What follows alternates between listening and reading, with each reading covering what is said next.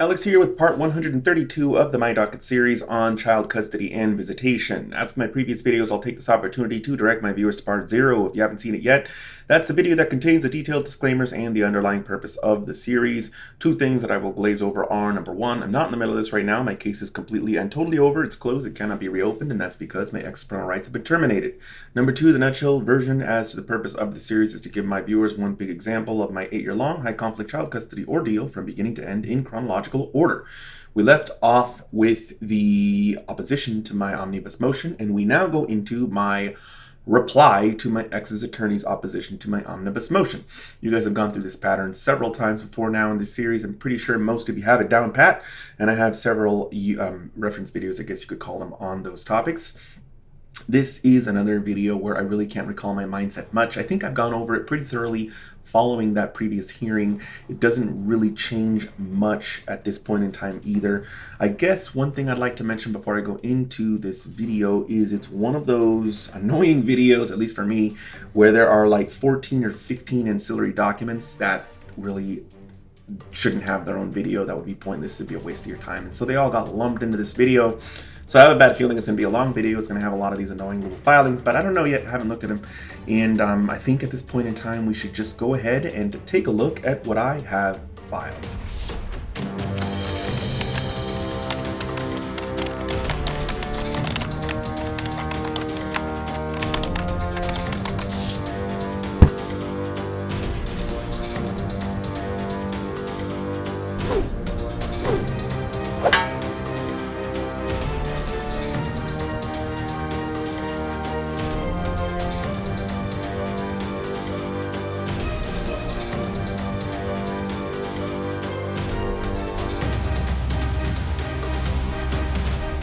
Alex here with my reply to opposition to omnibus motion to reduce arrearages to a judgment. Oh, man, my papers are looking a lot more formal, guys. I remember when you started parts, I guess, 1 through probably 50 of the My Docket series, these documents just were nowhere near this level. And so they're starting to look good. Let's go ahead and go into the first paragraph, which is the standard introductory paragraph. I identify myself to the court as appearing in proper person, which means no attorney. I indicate that I'm filing a reply to and the document that I'm replying to. Going into the memorandum of points and authorities.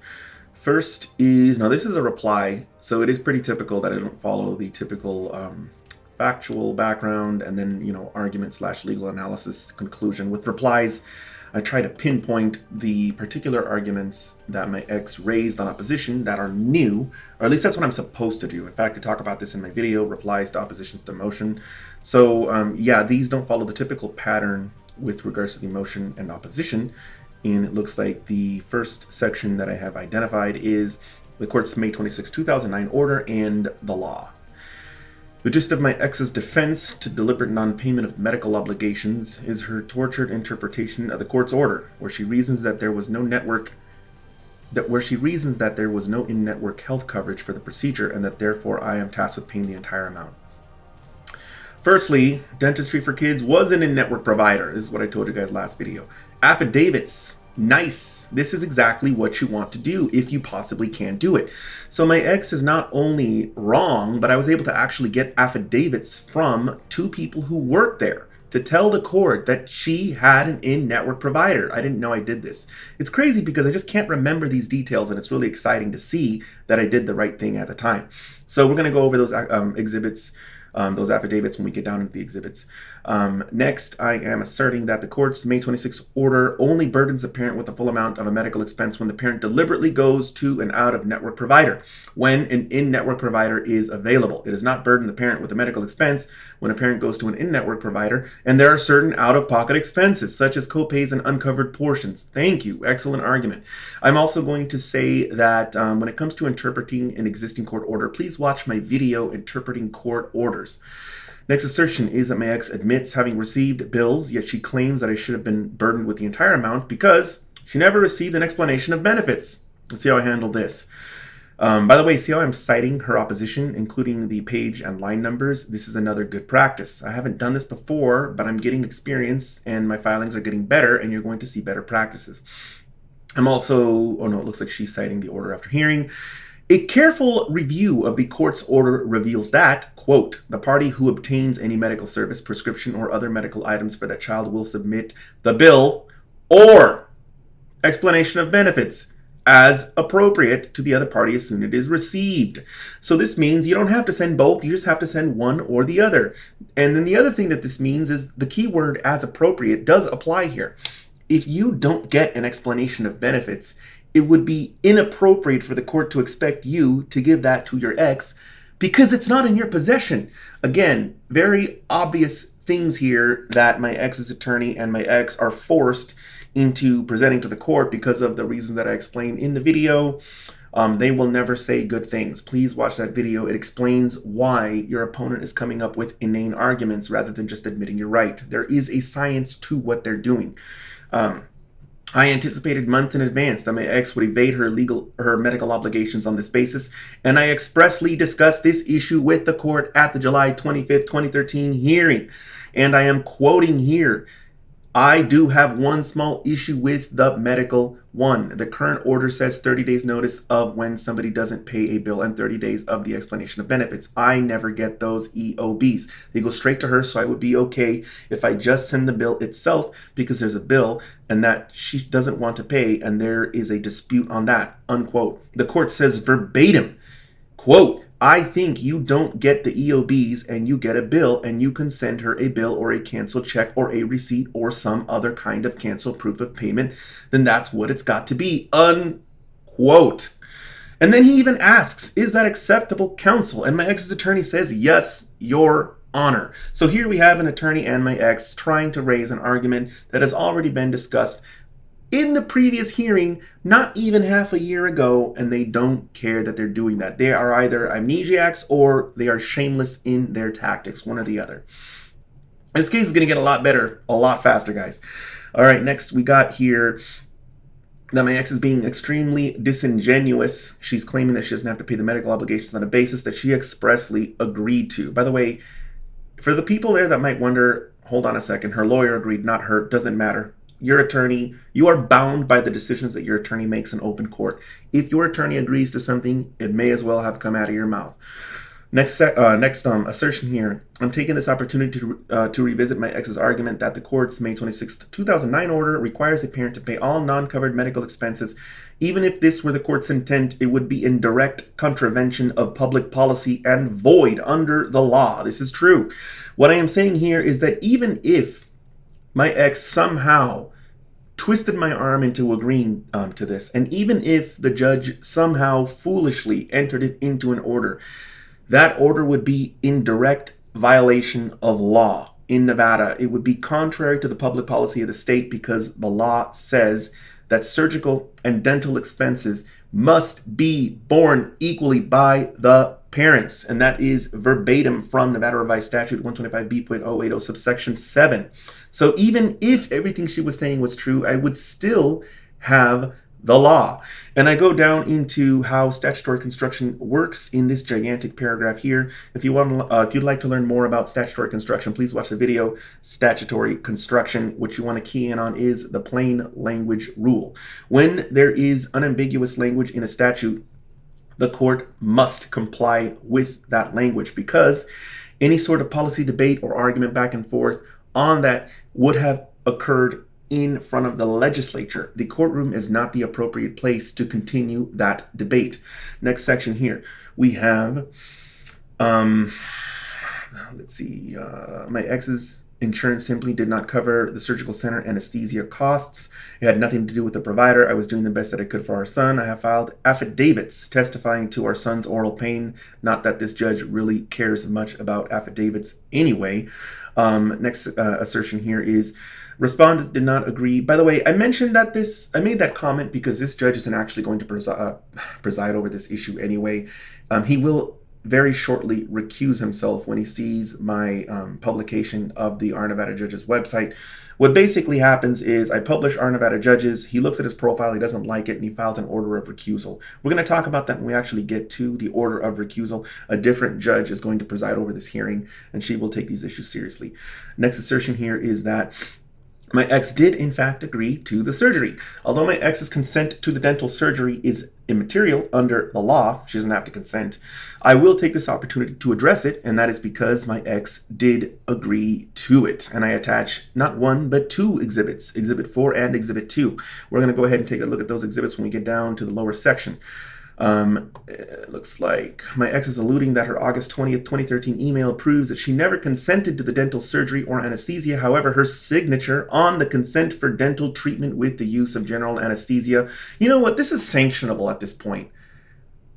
I don't know why the attorney and my ex were not punished for this, like, to go to such an extreme length to take a lie so far. But you know, this is just something that I guess occurs all the time in child custody cases, and nobody gets punished, hence lawyers continue to do it. So we have Exhibit 4, which is her signature. We have Exhibit 2, which is an affidavit from somebody that's at the actual office. We have Exhibit 5, which is another procedure that was canceled by my ex. So I mean, there's just so much that's in support of her agreeing to it that I just can't get my head around the fact that the judges did nothing about it. And again, this is not just my complaint. This is pretty much an issue. This sort of issue pervades the entirety of the family court system, probably in all 50 states. And unless we as a society decide to do something about it, they are going to continue to do it. I'm going to go ahead and reference a video titled Fixing the System or Fix the System. Take a look at that if you get a chance. Going into the next section here. My ex was placed on notice of imprisonment, not threatened. I don't even know why I'm addressing this issue. It's such a waste of time. My ex tries to characterize me as an evil, power-hungry, controlling, vexatious individual who, despite the fact that I've moved on with my life for all these years, loves nothing more than to waste countless hours of my time putting together legal pleadings to harm her. She sits back and plays the victim in open court, all the while repeatedly employing tactics to exclude me from medical appointments, sabotaging our son's education, see the affidavit, berating me in waiting rooms, see the exhibit, poisoning the relationships of medical educational providers, by parading around her fictitious address. My ex offers an email threatening imprisonment as proof of her victimhood, instant opposition at page 3. What she fails to illustrate to the court, however, is that this imprisonment email is the tail end of a long string of email communications from a frustrated parent who is tired of coming to court again and again and again. Originally, my ex's excuse was that I would not pay my portion of medical expenses. Then, after the court admonishes both for what the court says is, quote, child neglect, unquote, my ex schedules an appointment with the Smile Shop. I pay my share of the surgical expenses only to have my ex interrupt the dental procedure and trigger its abortion. She withdraws her funds, Exhibit 5, and then I schedule a new appointment with Dentistry for Kids and invite my ex. We both appear and consult. We agree to split costs, only to have her ultimately blame her eventual withdrawal on some ridiculous notion that somehow her agreement was contingent on my ex's insurance coverage. Again, guys, watch the video Exploiting Good Faith. That's exactly what she did there. This is the tonsillectomy incident all over again. And I cite motion, page 3, lines 1 through 6. It has been years and my son's mouth was in pain. The tooth decay is so bad it required 5 crowns and 2 extractions, not to mention 2 other teeth that we didn't treat because they just were going to fall out on their own. We have an affidavit from the dentist, Exhibit 3. Again, this judge doesn't really care about affidavits, but we have another judge taking over shortly. And now my ex is refusing to pay even a single cent towards it. I'm at my wit's end, and it would seem that there is no other possible recourse but to seek to have my ex held in contempt of court and imprisoned.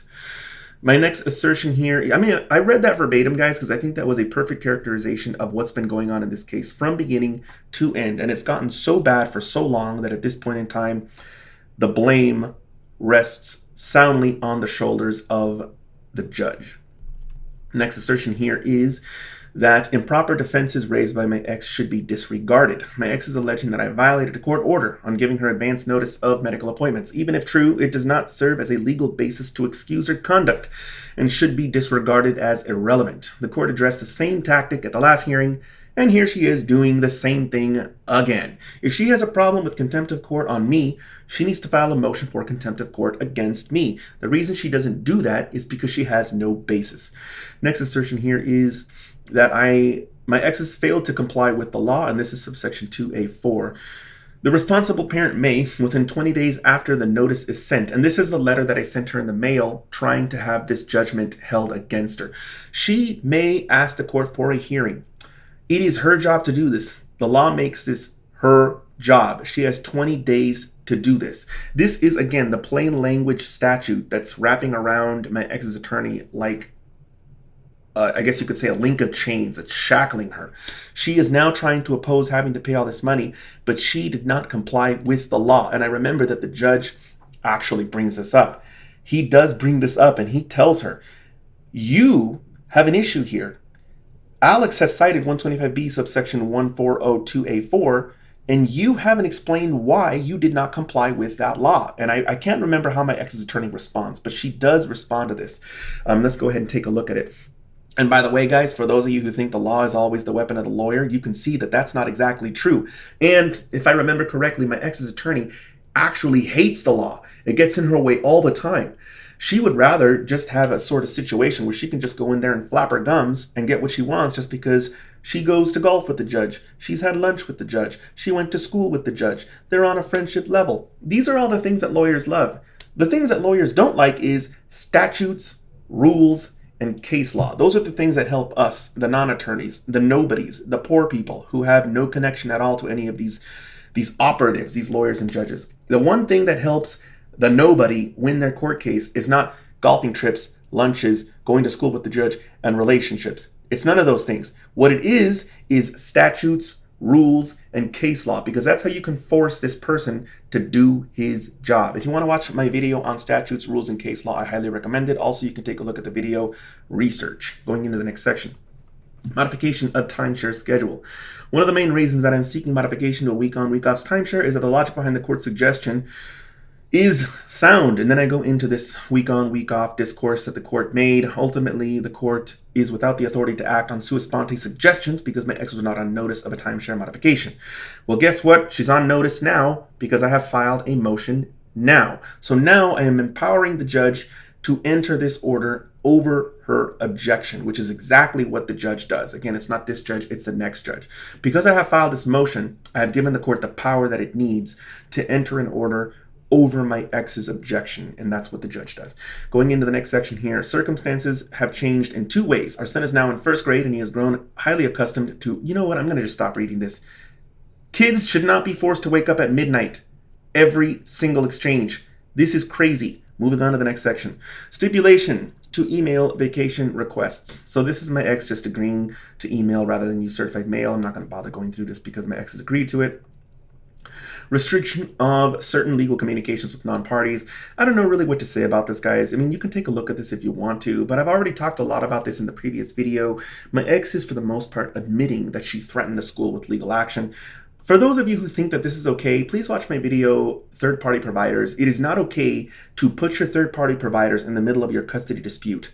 If there is a problem, hold your ex accountable. Stop trying to hold third-party providers accountable in a case that they are not a party of. This is a red flag that you or whoever is doing this is a high conflict ex. Please don't do this. If you have a problem with the doctor, the dentist, the teacher, find a way to have your ex ordered to work around that problem. And if your ex is not going to do that, hold her in contempt of court or deprive her of custody. Do not target these third-party providers with your child custody issues. It makes you look like the crazy family. It makes your child look like the poor, sad kid who has two parents who are insane. Do not do this.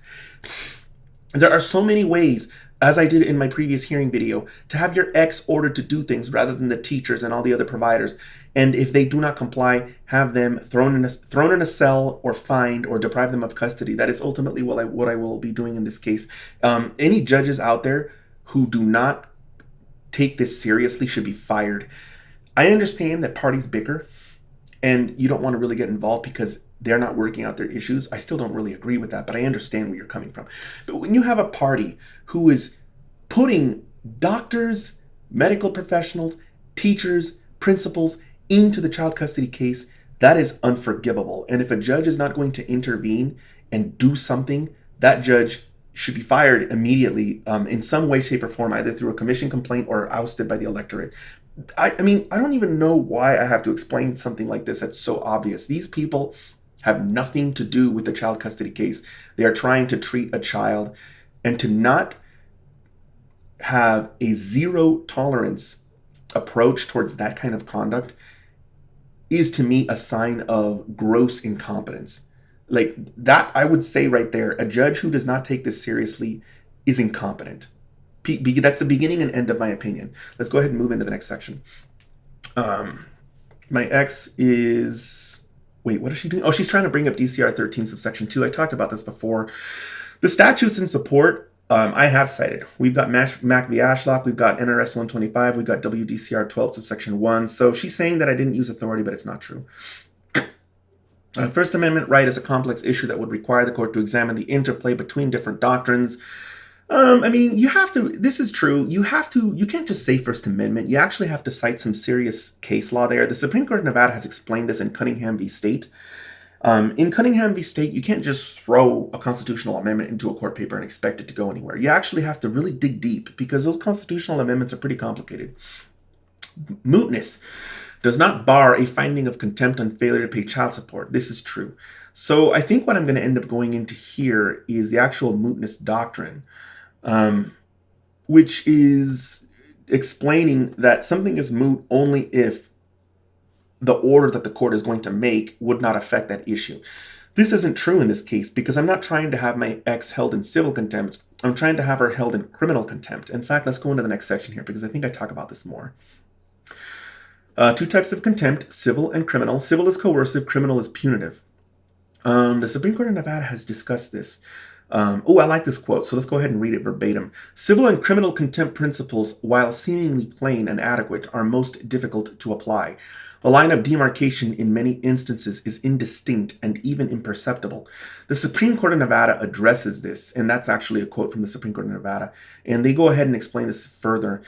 The United States Supreme Court has further detailed or clarified the distinction between civil and criminal contempt, explaining that since a civil contempt sanction is designed to coerce the contemptor into complying with a court order, it must be conditional. That is, it must end if the contemptor complies. In contrast, a criminal contempt sanction is intended to punish the contemptor for disobeying a court order and thus must be determinate or unconditional. Such a sanction is not affected by any future action by the contemptor, and that is key, bold, and an underlining.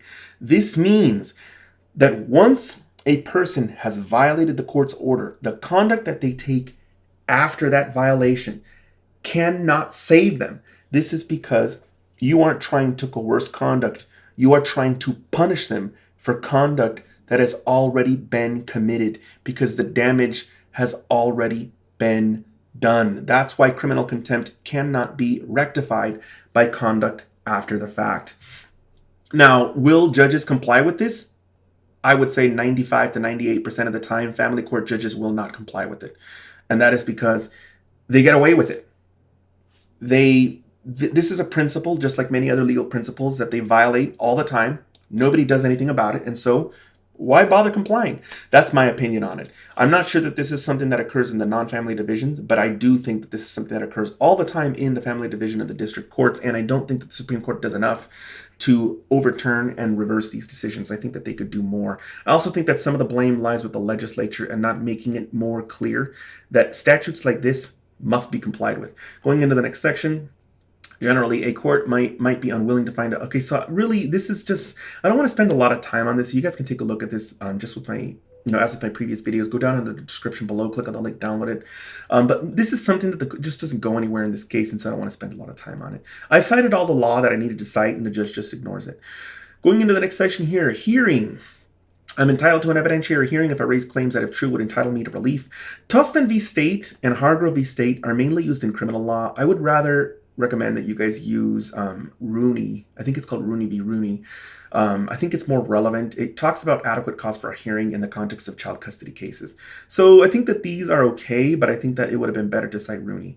And yes, under the facts asserted in this particular briefing, I am entitled to a hearing, and I do get a hearing. And I do win that hearing. So, I mean, we're going to have a happy ending. It's just a lot of annoying things along the way. Recent developments. I have received an insurance overpayment refund of $417.30 on the medical obligations raised in the instant motion, thus reducing my ex's arrearages by $208.65. So here's me being the nice guy again, letting my ex know about this particular refund when I could have just kept it to myself and taken more of her money, but that's not the kind of guy I am. And I tell my viewers why not to do that. in the video fighting fire with fire. Don't do that. All right, we have the verification, which is me swearing under penalty of perjury that every fact asserted in this document is true and correct. Next assertion here, or next page, is the NRCP-5 Certificate of Service, indicating that I have mailed this document to my ex's attorney. Okay, a list of exhibits. We have 1, 2, 3, 4. Looks like all of these are new. I'm not going to skip any of these. Okay, let's go ahead and go into them. Exhibit 1, affidavit of Kim Talati. So she states that she's over the age of 18, that she's an employee of Dentistry for Kids, that our son is currently one of her patients, that the $1,307.90 is incurred as expenses was covered by my ex's insurance, and that she personally handled the communication between their offices and my ex's insurance, and that at no point were the offices considered or treated as out-of-network providers. This is an excellent move by me. I went and got an affidavit from a disinterested third party. Extraordinarily, I don't want to say smart. It's not really that other people aren't smart enough. I just think other people don't know they can do it. It's just an extraordinary course of action for an unrepresented party. The court isn't used to seeing unrepresented people do stuff like this. Next is Exhibit 2. We have the affidavit of Wyatt Smith. Number 1, he's over the age of 18, not a party to the action. Number 2, he's an employee of Dentistry for Kids, business offering pediatric dentistry for Reno Township citizens. That my son, a minor child, is currently one of the patients. Number 4, that one of the primary duties during the course of his employment is to meet and confer with individuals and advise them of the financial expectations and level of interplay that they can expect from the insurance providers.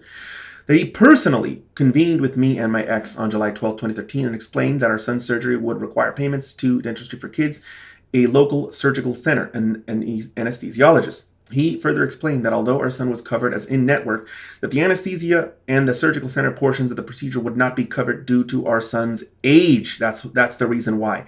They basically said that those insurance providers felt that he didn't need anesthesia. And so, I mean, I knew that it was going to affect him. And the dentist said that it's a lot better when kids have the anesthesia. They just don't want to see the child in pain. It really hurts their hearts. So even though the insurance won't cover it, we can cover it out of pocket, and we did, or at least I did voluntarily. My ex covered it, through the use of force. The government basically took the money out of her accounts. I and my ex appeared to understand these details and agreed to split the uncovered costs between ourselves. Although I offered that my wife may be able to add our son to her insurance, my ex at no point made payment contingent on this factor, and he went so far as to make it perfectly clear that it was, based on his experience, very unlikely that any insurance plans would cover the anesthesia and surgical center. The next section here is that he personally witnessed both me and my ex agree to the procedure and sign the treatment plan. So this is damning, a very damning affidavit for my ex and her attorney. Let's go ahead and move into the next section. Affidavit of Dr. Luz Molina, the dentist. Here, but by the way, guys, I don't know if I had those witnesses appear and testify in court. I would like to talk about that more, because you could end up screwed if you have a judge that really is trying to find reasons to rule against you if you don't have those witnesses appear in open court. So what I'm going to do is recommend that you guys watch the video witnesses and possibly take a look at the video hearsay. And also take a look at the video affidavits and declarations.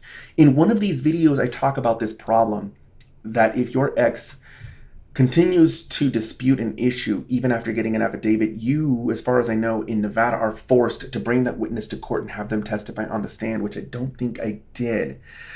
Anyway, I don't want people to think that that's a small issue. That could be a big issue, especially if you have a judge that, as I mentioned earlier, is trying to find a way to rule against you. Okay, next section here. Affidavit of Dr. Luz Molina. The dentist hereby declares that she is a pediatric dentistry offering pediatric dentistry services, that Wyatt Smith and Kim Talati work for her as employees, that on September 20th, 2013, she met with me, the natural father of the patient, before performing the surgical procedure. She installed 5 crowns and extracted 2 teeth before completing the surgery. She advised me that there were no complications and that our son would recover rapidly. It is in her professional opinion that the surgery performed on him was not unnecessary, frivolous, or cosmetic. Another damning affidavit for my ex and her attorney. Moving into Exhibit 4. We have the Dentistry for Kids bill. You guys know what a bill looks like. It's not a legal document. I'm going to go ahead and move on. We have, it looks like like the pictures. I don't know. Maybe these are like highlighted in color or something, and unfortunately this is a black and white printer, so I don't know exactly what's going on with this. Treatment plan, again, not a legal document. Go ahead and, spend some time, take a look at it. If you guys have questions, post those questions down in the comments below. Here's the consent for dental treatment with the use of general anesthesia. You can see my name, you can see my ex's name, you can see the doctor's name, you can see my signature, or that's my ex's signature here. You can see the witness's signature here, which is Loretta. You can see our son, his name is here. You can see another signature by my ex right here, another witness's, or that's a parent guardian signature. This is probably my signature right here. Our son's name, the amount it's going to cost. We have all the signatures here. The coordinator, my ex's signature, and my signature, they're all there. Exhibit 5, affidavit of my wife. Let's see. She's over the age of 18. That on July 12, 2013, she was personally present at the dental appointment. She sat next to me at the far corner of the room and personally witnessed my ex deliberately sitting. I love this. Because she's claiming that I am always trying to go sit next to her when she's actually a bald-faced liar. And this is typically what she would do. I would sit as far away from her as I possibly could, and then she would come up and sit next to me. And then later on in court, accuse me of the opposite. Okay. So here is my wife asserting under penalty of perjury that I sat as far away as I possibly could from her and that she came over and sat next to me.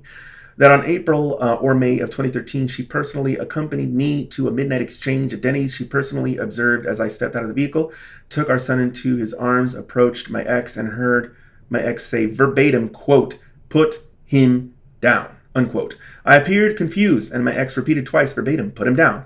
I responded that, this makes me sad. So anyway, I had to tell my son that he basically had to wake up. So guys, with the midnight exchanges, he was usually asleep. And when I passed him over to her, it was because he was asleep. And that way he could stay asleep through the transition. So I remember this now. This is really something that the judge was furious when she found out about this. Because my ex was trying to find a way to make the exchanges as painful as possible for our son. So she already knew it was difficult for him because it was midnight and he would be sleeping, and it wasn't good enough. She wanted him to be forced to be woken up and walk to her. This does come up at the hearing, and the judge destroys her over it. I say this a lot, but guys, it was a massacre at that hearing. It wasn't even a fair. It was just a complete and total annihilation of my ex. And you're going to see when the hearing comes, but this is an issue that comes up, and she testifies on the stand about it. And the judge spends quite a bit of time bringing up this specific thing that my ex would do. So I'm going to go ahead and move on. Exhibit 6. So we have here, let's start from the bottom again. Our son has an appointment with the dentist tomorrow at 8:30 a.m. I got a last minute appointment with them. I think I already talked about this though. So let's go ahead and check the next section here. Short notice is okay if it's an emergency, but please use the phone or okay. Yeah, I've definitely gone over this before. Okay, so now my ex is saying that I am in okay, yeah, again, we went through this before. It wasn't actually discussed at the last hearing. Same thing. So what's new here? The only thing that's new is that she's responding, "You have everything that you need. Stop harassing me. Either show up and pay your half, or the work may not be able to be done." Okay. Exhibit 7. Again, let's start from the bottom. Waited at Denny's till 3:20. Sent a text. Wow, I waited at Denny's that long? That's odd. So she says you can't send a text because you don't have a cell number and don't have a personal cell phone. You're referring to the intermediate. She heard from him around 8. She sent a letter over a month ago. So she can prove that she sent a letter. And then I'm saying here, did it get returned? Because I don't recall signing a certified mail card. So she's a liar here. Anyway, we resolved this problem by switching to emails, and it doesn't happen again. Exhibit 8. Washoe County School District report card.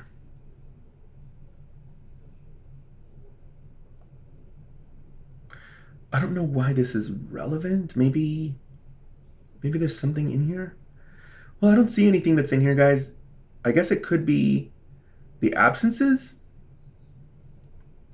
Maybe. I know the absences get brought up in the court hearing.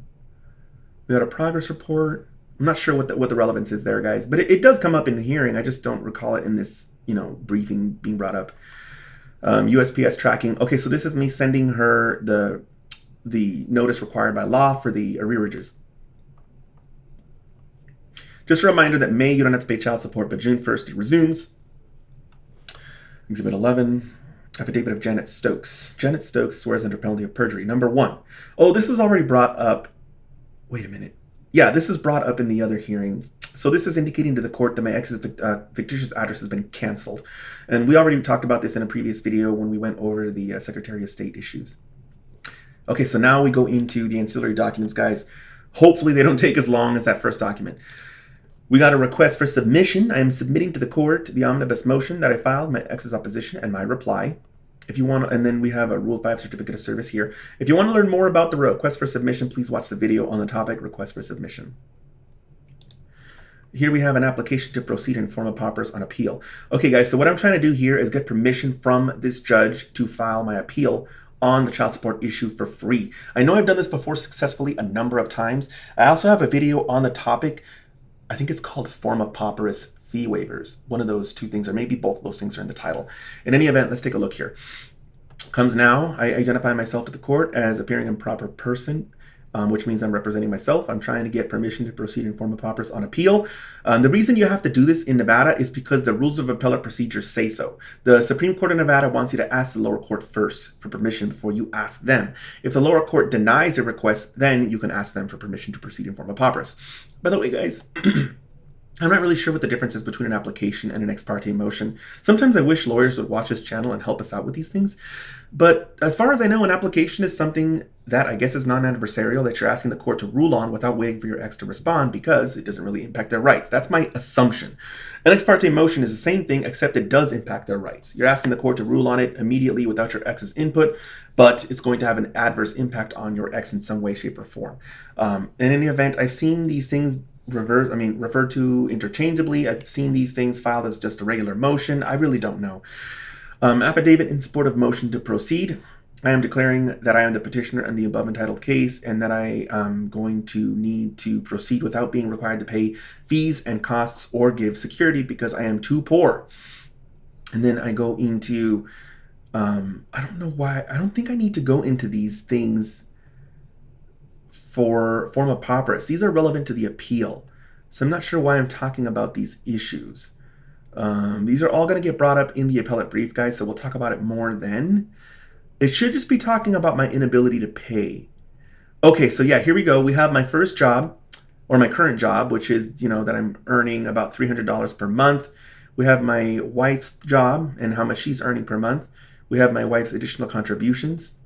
We have $73.91 per month that we receive in child support. We have no income from a business or profession. We have a joint account with this amount of money in it. Apply for food stamps. So most of this is just going to go through my assets and how much money I'm making. I really don't think it's worth spending a lot of time on in this video. The argument. So here I cite the law, which is 12.015 subsection 1A.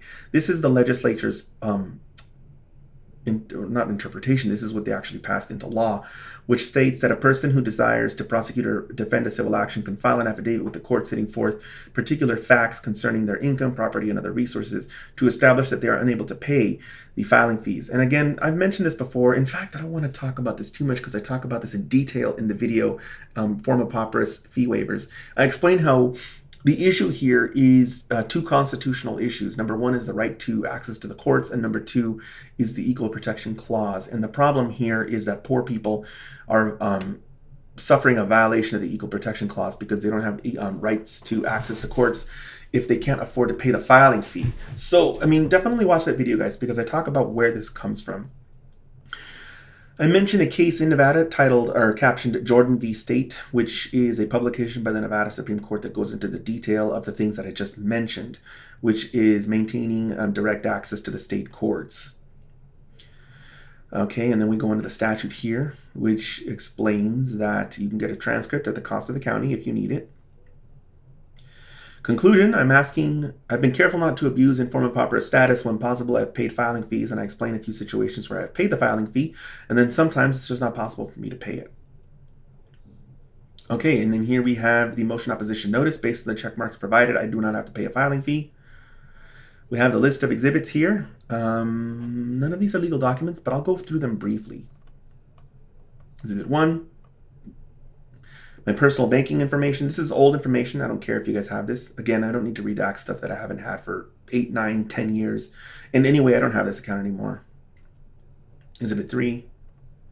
Hey, Exhibit 2 is missing. I remember they declared it a confidential exhibit. When I went to try and download it, it wouldn't let me. So I don't know what Exhibit 2 is, guys, but it's probably just something to do with finances. Claimant's homepage. This looks like my unemployment stuff. Exhibit 4. We have, what is this? We have banking information from State Farm Bank, maybe, or my insurance bill or something like that. Exhibit 5, student loans. Again, guys, I don't spend a lot of time on this stuff because it's not a legal document. You guys would understand this without my help. Next section here is a request for submission. Again, as with my previous reference to the request for submission 2 documents ago, same thing. If you want to learn more about the request for submission, go ahead and just take a look at the video titled Request for Submission. Another Rule 5 certificate of service indicating that this document was mailed. No, wait, was this mailed? Yeah, this was mailed. Usually I go drop it off, but for whatever reason, I just mailed this one. We have here the notice of appeal to the Supreme Court of Nevada. I have filed my appeal to the court's order denying my motion to modify child support. If you want to learn more about filing an appeal, watch my video, Filing an Appeal. As you can see here, a notice of appeal is actually a very short document. It just has, 1 paragraph saying what it is you are appealing, and that's it. Certificate of Rule 5 service indicating that this document was personally taken to my ex's law office. Case appeal statement. Okay, guys, so the case appeal statement is discussed in the video Filing an Appeal. I talk about it a little bit. The case appeal statement in Nevada, pursuant to the rules of appellate procedure, is prepared by the clerk of whatever court you filed your appeal in if you are representing yourself. If you are not representing yourself, you have to prepare your, your attorney would do it because you're not representing yourself. If you are not representing yourself, your attorney has to prepare the case appeal statement. That's just how it works. Keep in mind, this is only this way in Nevada and only because the rules of appellate procedure say so. If those rules change, you could find yourself having to prepare case appeal statements in Nevada someday. And in fact, whenever that rule wasn't put into being, prior to that date, people like me would have had to prepare their case appeal statement. The case appeal statement is going to seem like it's pretty random, but it's not. These specific numbers correlate to that specific rule that I talked about, the case appeal statement rule and the rules of appellate procedure. The Nevada Supreme Court wants very specific things in the case appeal statement. Nothing more, nothing less. So please, if you are preparing a document like this, put inside the document exactly what they tell you to put into it. This is used for all sorts of different things. My suspicion is that it is mainly used to determine jurisdiction on appeal. In any event, I am indicating to the court, to the Supreme Court, because they're going to get this transmitted to them, and of course the District Court if he wants to take a look at it. I'm indicating that the order was entered by Judge Chuck Weller, that I am the appellant, that I'm representing myself, my address, my ex's address, that my ex's attorney is licensed to practice law in this state, that I am not represented by an attorney in the lower court, nor on appeal, that I have not been given permission to proceed in forma pauperis, but that I have filed a motion. Yeah, there we go, she mentions it. That I commenced the filing of the petition to establish child custody and visitation way back in 2008, that this is a civil proceeding, that we are appealing an order denying motion filed on a specific date, that the case has been the subject of previous appeals, and she puts the case number, and that this case does not involve child custody. That this case does involve child custody and visitation, and that it is unknown if the case involves a possibility of a settlement. Next document. Certificate of Clerk and Transmittal. This is just one of those, I guess you could say, automated sort of documents that just gets entered when the court of the lower court transmits documents to the court or to the clerk of the Supreme Court. Here we have my supplementary points and authorities regarding the jurisdiction of the court's pending appeal. This is there's no need to put this in here. So this is another one of those extra things that I'm doing because I'm worried that the judge doesn't know how the law works, which, guys, they don't. And I say that right now and I cover my face because this actually happens in this case later on. My second judge does not understand how jurisdiction works on appeal. You know what? Let's talk about that when we get to it. For now, we're just going to wait because there is going to be some filings, and I'm going to mention that she screws up, and I'm going to explain how. But for now, let's go ahead and move on. I'm just letting the court know that when you file a notice of appeal, generally it divests the court of jurisdiction. And I cite the cases that explain this. In fact, maybe I won't talk about this too much now because I have a video on this topic. The video is titled Jurisdiction Divested on Appeal. If you want to learn more about how that works, please watch that video. I'm going to kind of glaze over this document. But I'm going to go ahead and scroll down. I'm going to mention that I have appealed an order denying child support and that the jurisdiction over child support issues is divested on appeal. But any of these other issues that I brought before the court, such as the omnibus motion and all that stuff, all of those issues are not going to be, the court is not going to be divested of. I'm going to be withdrawing as moot my request to reduce child support arrearages to a judgment. Why am I doing that? Because it may serve to confuse the court? Huh, okay. I can't remember what happens to that. Even if the court does lack jurisdiction to consider the omnibus motion, there is a procedure by which you can obtain a limited remand, which is, it's called the honeycut procedure.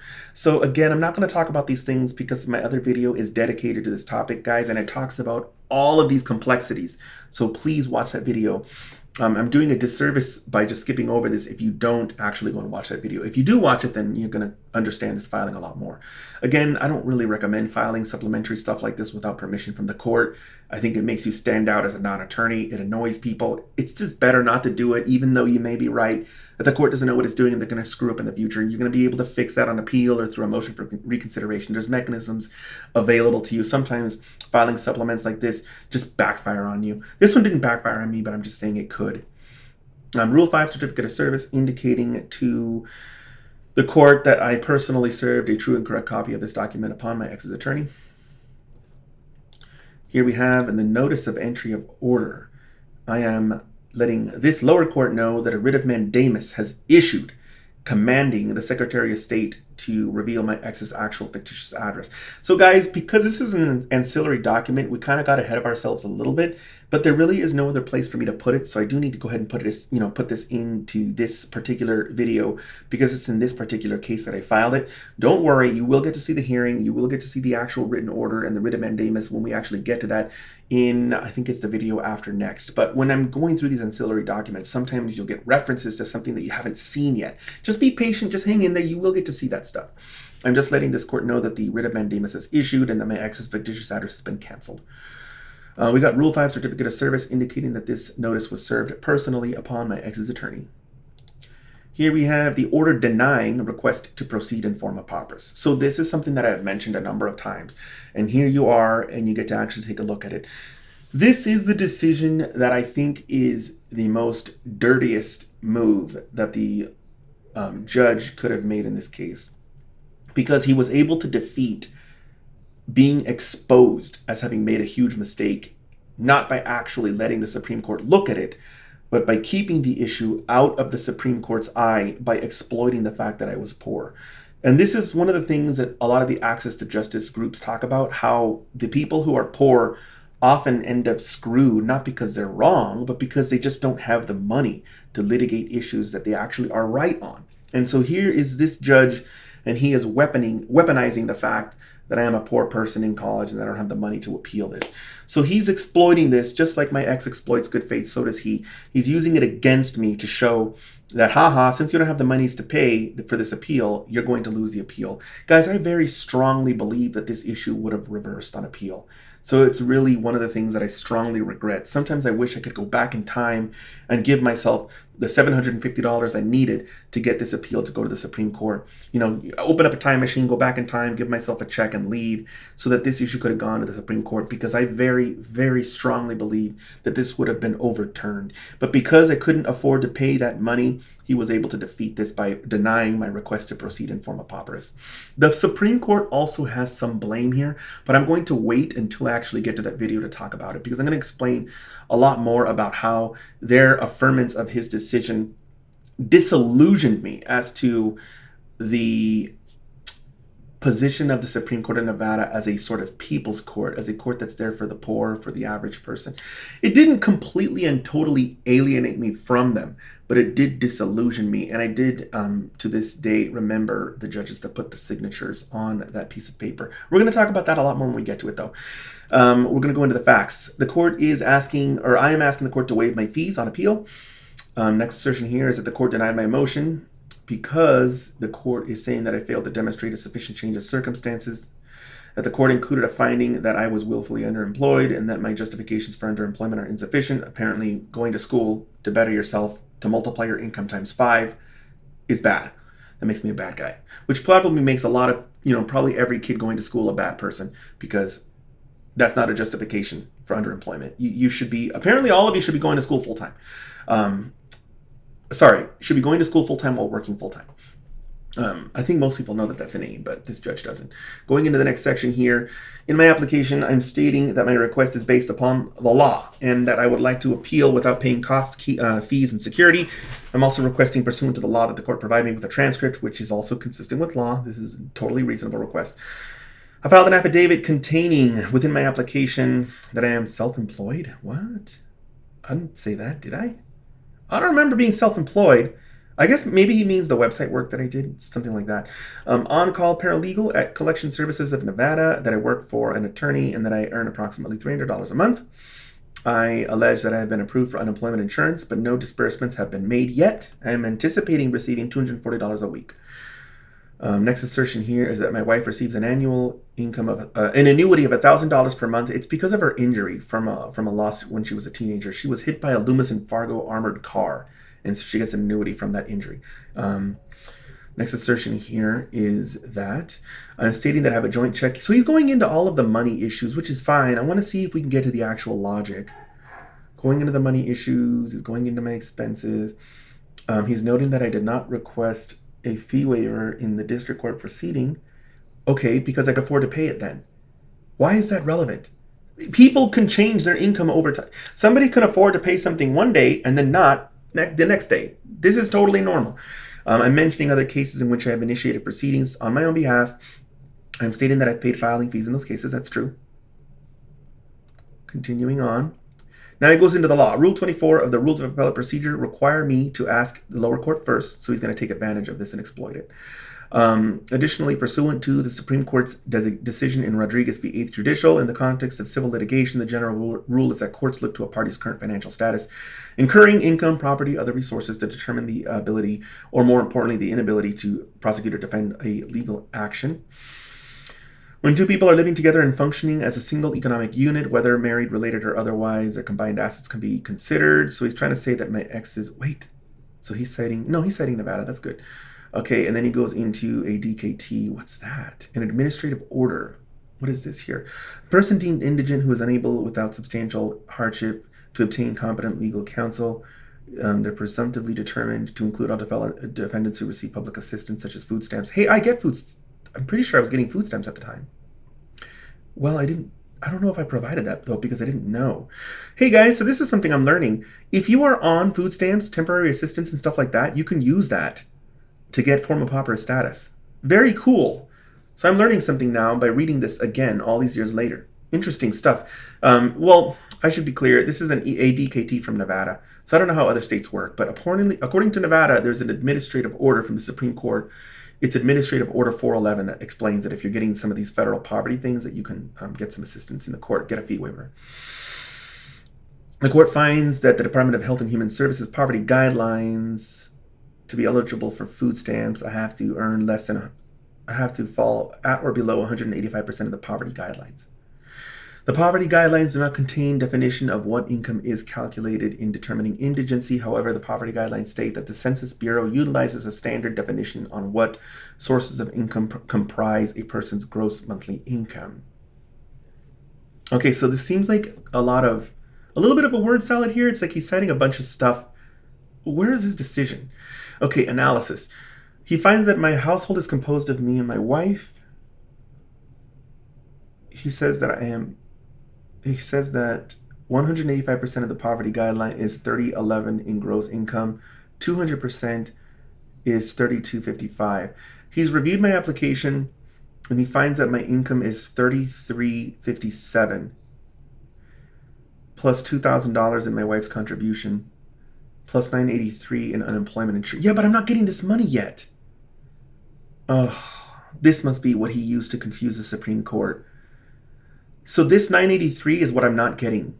So he's acting like it's part of my income, but it's not yet. I'm not getting this money. So that's how he does it. It makes a lot more sense now how he pulled this off. Again, I'm going to talk about the Supreme Court's determination when we actually get to that filing. Based on the finding that I'm willfully underemployed, he also considers my employability. Oh my God, this is so wrong. The reason this is wrong is because that's the issue that's up on appeal.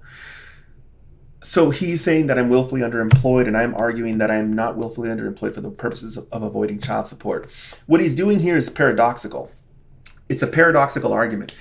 I am challenging his determination, but he is using the determination that he has made that is being challenged as a basis to support why I could be earning more money. I can see how he did it now. This is horribly, horribly illogical, because this exact reason that he is using is the exact thing that I am trying to get the Supreme Court to overturn on appeal. So, I mean, I don't really know what else to say besides the fact that the judge is relying on a paradoxical legal conclusion to deprive me of the ability to go to the... It's like an infinite loop of logic here that doesn't work. He's saying, since I have found you underemployed and you could make more money, you don't get a fee waiver. And I'm saying, I'm trying to appeal this whole thing because I think you're wrong and that I shouldn't have this imputation of income. And then he's saying, since you're trying to get this appeal, since you're trying to get a fee waiver on this appeal, I'm going to use against you the same finding that I've made that you're trying to appeal to deprive you of getting your ability to get into the Supreme Court to appeal. I mean, I think you guys kind of get what I'm saying here, why it's not okay for him to do what he's doing here. But unless, I mean, a judge or another attorney or the Supreme Court reads this very carefully, they're not going to understand that it's paradoxical. They're just going to say, hey, this guy's willfully underemployed and he could earn the money to pay the filing fee. So since he's not doing that, we're not going to let him file this appeal. And it's like, hold on a second, guys. That is the actual finding that I am appealing. All right, let's move on. I'm noting that my affidavit indicates that my employment status has changed. So I think the rest of this document isn't going to really matter. I think that the previous paragraph is the one that he just wins on. And by win, I mean, the Supreme Court sides with him on. I'm not providing the court with any information regarding attempts to gain additional employment. So again, this is all the same stuff that he said before that I'm challenging. So he's trying to use his erroneous order that's on appeal to support the reasons as to why he won't let me get my appeal. The court finds that my earning capacity is significantly higher than $300 per month. And so, yeah, he's using the imputation against me. He's trying to say that I'm not indigent because I could earn more money, and that if I was earning more money, I could file the appeal. And I'm trying to say that this whole entire basis that you're using is what I am appealing. So you're going to see me say that when we go to the Supreme Court, and you'll see that for whatever reason it fails. Certificate of mailing. He's indicating, or his clerk or administrative assistant is indicating that she mailed this document to me. And it looks like she electronically served my ex's attorney. Next document, we have certificate of clerk and transmittal. Same thing. This document, this order denying request to proceed in forma pauperis, is being transmitted to the Supreme Court. And it looks like this is the last document. Finally. Order allowing sur-reply regarding dental expenses and denying other requests. So this is nice. He lets my ex's attorney file sur-replies, but he won't let me do that. If you want to learn why this happens, please watch my video, Self-Representation Bias. The court has reviewed my omnibus motion, my ex's opposition, my reply to, and he wants my ex's attorney to address on sur-reply a few issues. He is going to discuss the fact that we share... Okay, so this is a summary paragraph. He's recognizing that we share a common child, and there's a court order that has us both with joint legal and joint physical custody. Jurisdiction on appeal. It's nice that he looked at this. So he notices that a timely notice of appeal would divest him of jurisdiction. However, he should get to the conclusion that he can hear it. Yes, good, he does. The court initially notes that even though I filed an appeal, he retains jurisdiction to adjudicate the motion. Yay! Good job. He reached the right conclusion. The next judge doesn't understand this, and she's the one that makes a mistake on this. And we'll talk about that when we get to it. Motion to reduce arrearages to a judgment. So he goes into child support. He goes into the computation. I'm going to glaze over this stuff that's not really that important, guys. He goes into the order denying my motion to modify child support. He goes into my claim that my ex has failed to pay her child support. He goes into my ex's gross monthly income. He goes into my argument that her her failure to pay is deliberate and willful. He also goes into her opposition, which is, contravening my arguments. And then he goes into my reply, which is that my motion is not moot because it is not coercive, but rather seeking to punish and deter. And let's see here. I'm reiterating my request for an order to show cause. In my supplementary points and authorities regarding the jurisdiction, I state that I withdraw my judgment for arrears as moot, only on the child support, guys, not on the medical stuff. The next judge that takes over disregards this statement here. Based on my statement in my supplementary points and authorities, my request to reduce child support is moot. He goes into the law regarding contempt, which is disobedience for any lawful writ. He goes into the what constitutes a basis for contempt, which is another law that he cited probably a million times at this point. He goes into stating that I failed to make a prima facie showing that our violation was willful. We acknowledge that they reached an agreement on how to proceed. Okay, so what he is doing is he's taking the good faith that she exploited, and she's actually teaching her a lesson, a good lesson. He's telling my ex that if you take my good faith and you exploit it and you turn it into a weapon, that it will actually work out for you. And so keep doing it. So this right here, lines 16 to 25, this portion of the court's order is exactly why my ex continued to do what she did. And this is why I say sometimes the blame falls upon the judge. Because when you're dealing with high conflict exes, oftentimes they're severely emotionally immature, they have mental health issues, but the judge knows better. So under certain circumstances, certain situations, when they enter orders like this, they actually, in violating the law and in violating sort of the idea that you don't want to teach people to not, exploit good faith, they actually just embolden and encourage a high conflict ex into continuing to do the things that they're doing. So, a lot of it is my ex's inability to want to quell the conflict, but also a lot of it is the court's actions in the case. In many situations, the court actually makes decisions that encourage my ex to continue the conflict. But yeah, what he's doing in here is he's taking advantage of the fact that she didn't have to pay child support for a while to support the fact that she was confused, and therefore he's saying she's not in contempt of court. Moving on, health expenses regarding dental surgery. So let's see here. Pursuant to the order after hearing, she's to maintain health insurance. Parties were ordered to provide or utilize in-network providers, 30/30 provision. In my motion, I indicate that I had the child get surgery on September 20th, that I claim that my ex agreed to share the costs. Let's see if he goes into any of the affidavits. Doesn't look like it. Okay, he is going into the demand letters. So that's good. He's going into the demand letters. I'm indicating that my ex's failure to pay has forced me to pay the entirety of the bill by taking out student loans. Oh, I gotta love this, guys. So here I am trying to pay for my son's surgery, and I'm taking out student loans to pay for his surgery. And then he's saying, oh, you're willfully underemployed. You don't get to appeal that other issue. You're a bad person because you could be making all this money. And it's like, you know what I'm spending my money on? My son's teeth. I could have spent that money on the appeal, and I could have said, hey, let's just get your surgery 3 months from now while your teeth are rotting out of your skull. But that's not what I did. I'm actually trying to take care of my son and put all the money into that surgery. And I'm asking, hey, can I get a little bit of help on this appeal? Can you maybe waive my costs? Because right now I'm spending all these thousands of dollars on his surgery. My ex ain't spending squat. And no, what you're going to do is use that against me. So the same thing that your ex will do, the court will do. Exploiting good faith. You're trying to do the right thing by your child, and the court just sees it as a weapon, because that's the conclusion that he wants to reach. He wants to reach the conclusion that he's right, and so anything that he can use against you as a weapon, including you trying to protect your own child's from having infected teeth in his skull, anything that he can use, he will use it. And at this point, having seen this, I'm so pissed off that I'm even mad at the Supreme Court now, because I actually forgot about this. I forgot about the fact that one of the reasons that I couldn't pay to fund that appeal is because I was pouring thousands of dollars into my son's surgery. So, what can I say, guys? That's why our Nevada judges exist today. Sometimes being pissed off is the fuel that you need to create the infrastructure of a system that puts the legal system to shame. So, and I don't know, guys. When I see stuff like this, I just get angry. I'm going to go ahead and move on. In the opposition, my ex is alleging that I informed her of the July 22nd, 2013, what is it here? That I believe my wife's dental insurance might cover the surgery. So what is this here? Why is he bringing this up? So he isn't really doing anything about this. So next section here, my ex is claiming that I failed to properly notify her regarding the details of the procedure. Why does he just reiterate what we're saying? Why can't he just enter a ruling? And in a way, it makes the order longer and it makes him look like he's doing a lot of work, but all he's doing is just reiterating a bunch of stuff that we already stated. So my ex is reiterating that she never agreed to have the surgery performed, that I'm required to pay the entire amount. On reply, I'm arguing that Dentistry for Kids is an in-network provider. Okay, good. He's citing the affidavits. It's a miracle. He's citing the affidavits, guys. Okay, let's go into the next section here.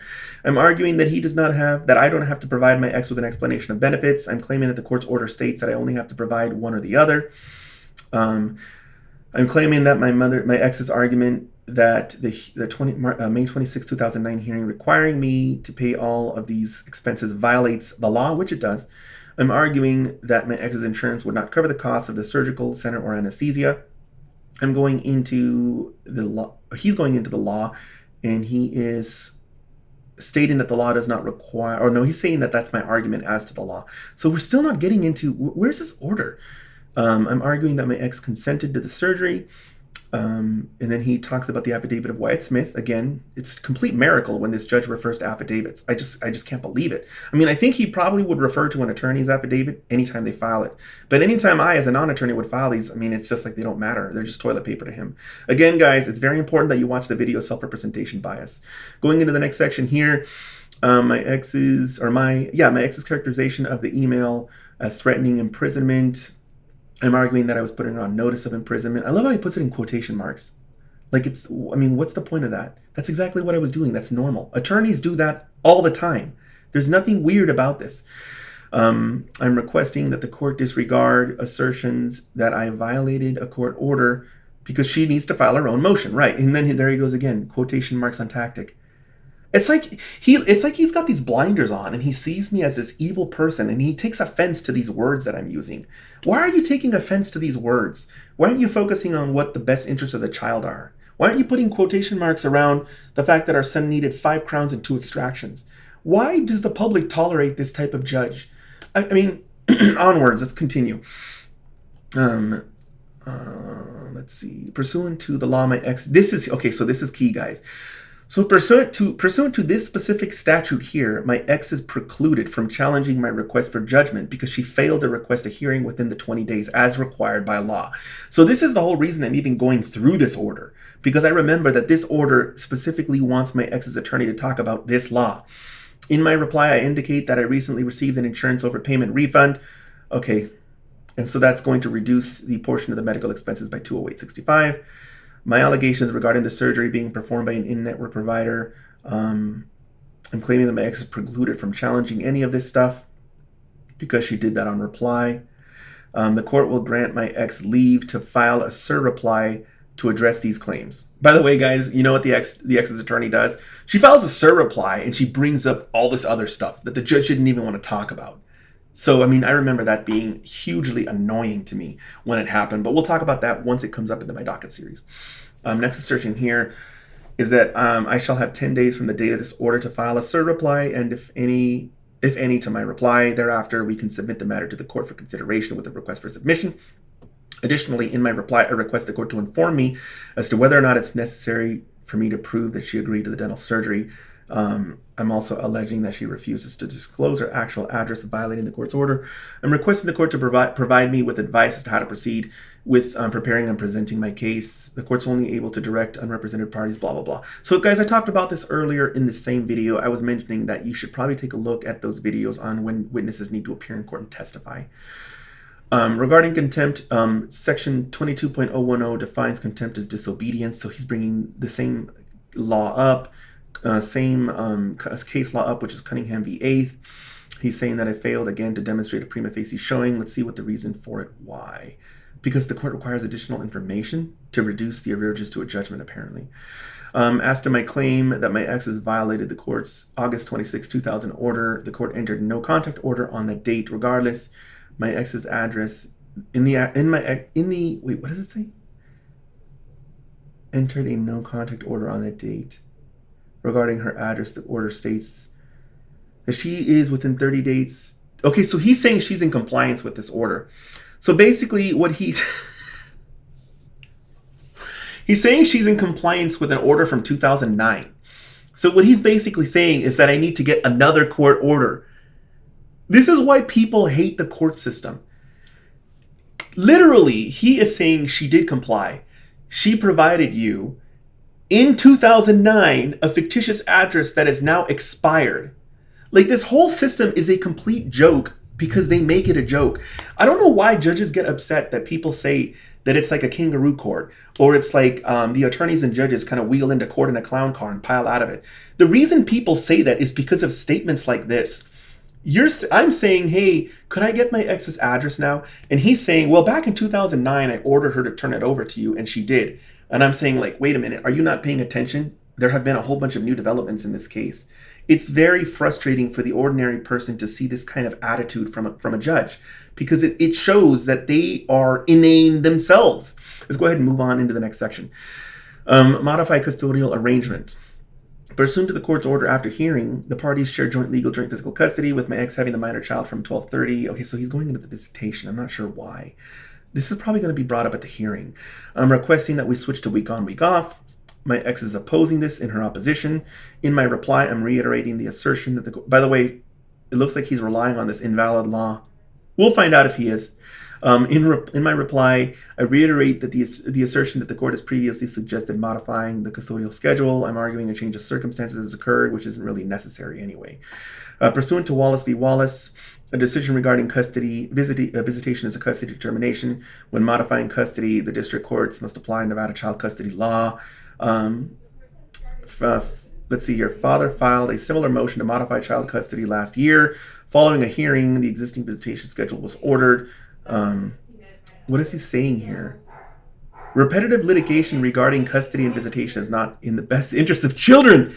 Hey guys, I was wrong.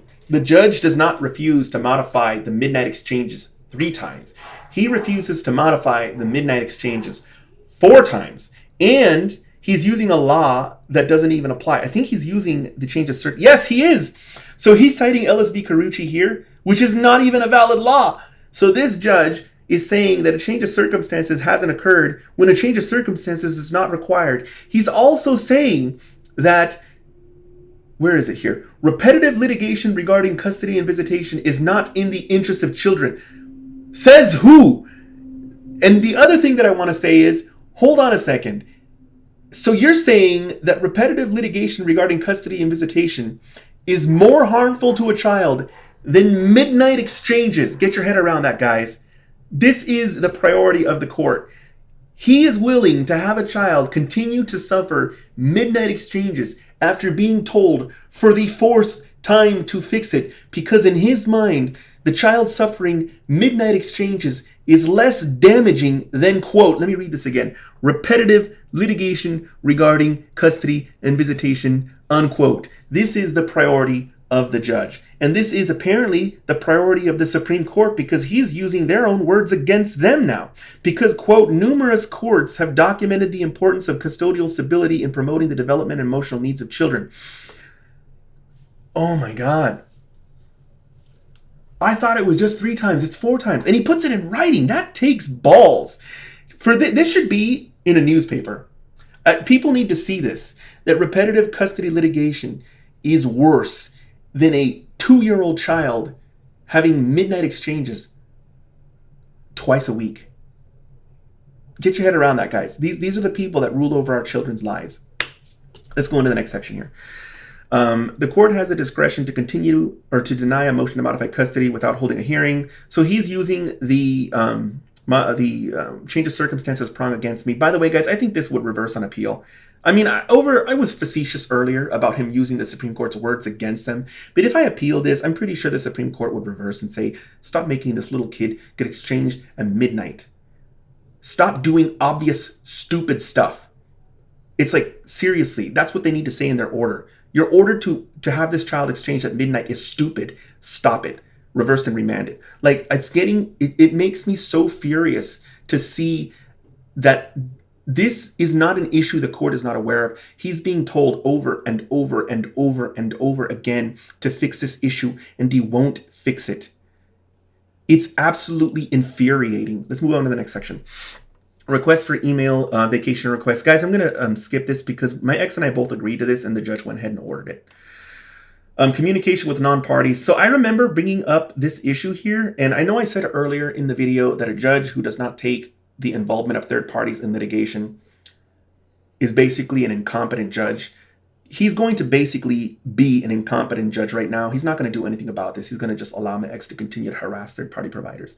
So you can read this if you want by going down in the description below, clicking on the link and downloading it. But he finds a way to rule in my ex's favor. And so she goes ahead and continues to do this. She's going to continue to harass teachers, principals. She's going to continue to harass doctors because there's no other way to explain the situation except that this is an incompetent judge. Moving on to the next section. We have the penalty for violation of order, which is the standard boilerplate. And we can see that I've talked about this before, guys. There's a law that requires this to be included in all court orders in the family division of the district courts. In fact, I'm not even sure it's just the division. I think it's required to be in all child custody orders, period. And I've talked about it before. All it does is say that you can't run off with your kid once a custody order is entered or you're committing a felony. Certificate of mailing under Rule 5, indicating that he mailed this to me and that he served my ex's attorney electronically. Going into the aftermath, a whole lot of documents got filed. I'm going to go ahead and go through mine first. We have, it looks like a reply, 2 requests, 1, 2, 3, an application. I think all of these were free filings. Yes, they should be free filings, so I incurred $0 in costs. My ex's attorney, I don't think filed any of these documents. No. So she incurred $0 in costs. I didn't have an attorney, so I incurred $0 in attorney fees. My ex's attorney would have spent some time reviewing these documents. I'm going to try and do the quicker ones first. So request for submissions, I'm going to say 1 minute each, so we're up to 2 minutes. The forma pauperis application, she doesn't have to respond to. So I'm just going to say 3 minutes. I mean, maybe she'd glaze over it. So that's a total of 5 minutes so far. A notice of entry of order, 1 minute. So we're up to 6 minutes. Case appeal statement. I'm not sure why she cared. It's not something she has to do anything about. So another minute. So we're up to 7 minutes now. The certificate of the clerk. I don't think she's going to care about that. I'm going to say 0. The supplementary brief. I'm going to go ahead and say 3 minutes. There was some points in authority in there. 3 minutes is a reasonable amount of time for her to eyeball it. So we're up to 10 minutes so far. It looks like we have another notice and 1 minute for that. So we're up to 11. The court's order, which is going to order her to provide a sur-reply. I guess she might have, maybe, I'm going to say 8 minutes because it looks like the certificate after that, I'm going to just go ahead and put 1 minute on. So that's going to take us to a total of 20 minutes so far. Then we have another order. This is the order on the forma pauperis, which I think she's going to care about even less. It's just denying my motion. So I'm not even going to put any time on that at all. So we're at 10 minutes so far. The reply that I filed, I'm going to say 20 minutes, which is going to take her up to 30 minutes. I think she would have spent more time, but that is going to mainly be lumped into when she does her sur-reply. So I think 20 minutes to just sort of give it a cursory review makes sense. And then when we get to her sur-reply, there's going to be a lot more time that goes into that document. So we're up to a total of 30 minutes, which at the rate of $250 an hour comes to $125 in attorney fees for my ex. As with my previous videos, if you have any questions, feel free to post those down in the comments below, and I will see you guys next time.